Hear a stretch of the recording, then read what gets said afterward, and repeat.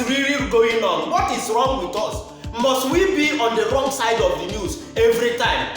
When do we start giving urgent situation the attention it deserves? Now, mass goes they happen for Sudan. Fight, serious fight.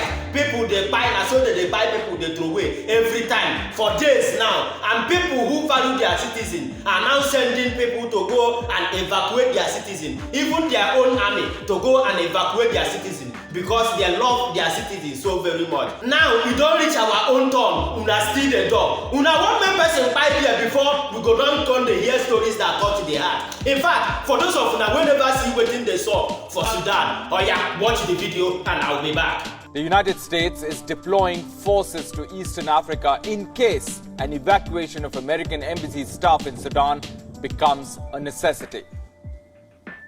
We have good accountability of all our government personnel there working in and out of the embassy. They are all not still co-located, so the State Department is still, the embassy there is still trying to get them all co-located together for their own safety. They are still sheltering in place where they are. And as you probably saw, the Pentagon did announce that they are moving forward to pre-position some military forces and capabilities nearby just for contingency purposes in case they would be needed for any kind of evacuation. After two ceasefires failed to take hold in 2 days, gunfire continued into Thursday night. Residents of the capital have struggled to sleep for nearly a week and been jolted awake by the roaring sound of fighter jets and airstrikes. The fighting has taken a heavy toll on civilians. As per the UN Children's Agency UNICEF, at least 9 children have reportedly been killed. The United Nations said that around 20,000 people have fled escalating violence in Sudan to seek safety in Chad. The World Food Programme warned that the violence could plunge millions more into hunger. It has suspended its Sudan operations after the killing of 3 workers on Saturday. 1/3 of the population already face food insecurity.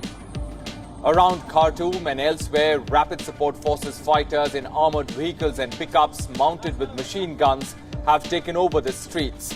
Many have mounted checkpoints to search cars carrying civilians trying to escape the worst battle zones to safer areas in Khartoum and beyond. Civilians are becoming increasingly desperate.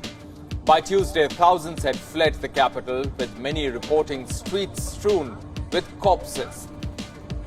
Medics have warned of a catastrophe, especially in Khartoum, where many hospitals are reportedly caught in the crossfire.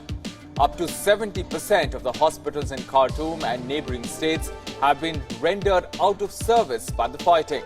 The Doctors' Union has warned that the death toll is likely to be far higher. This is what is happening in Sudan. You can see how people are fleeing for their own dear lives. Even citizens of Sudan are fleeing to the nearby country for their own life. And people who value their citizens are busy sending people to come and pick their citizens out of the danger zones. But it is now our own turn to free our citizens. You know that some of those people that are there went there to search for daily bread. Now this video, I'm doing it to make sure I talk to some people who are supposed to do the right thing, to start doing the right thing as quick as possible, because we don't want to hear any stories that touch your heart. So what you can do now is to make sure you share this video so that they will do the necessary things as quick as possible and make sure they evacuate our own citizens so that they will come back to their own land safe and sound. Like and also let me know what you think on the comment section, because that's the way Facebook and YouTube can be able to recommend it to so many others so that this video will go viral and the necessary things should be done.